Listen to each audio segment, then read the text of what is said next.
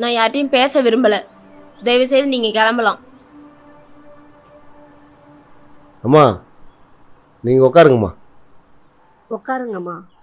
ஏம்மா தமிழே, ஏன் வந்தவங்களை எடுத்து எரிஞ்சு பேசுகிற? அவங்க சொல்கிற போல் உனக்கு ஏதோ ஆய்த்தான் போயிருக்கு. பேசித்தான் பாரு. ஏன் அவசரப்படுற? எல்லா அம்மளைகளும் தப்பானவங்க கிடையாது, புரியுதா? நீ தம்பிக்கிட்ட ஒரு முறை பேசிப்பார். வாங்க நம்ம தோட்டத்துக்கு போய் சுற்றி பார்க்கலாம்.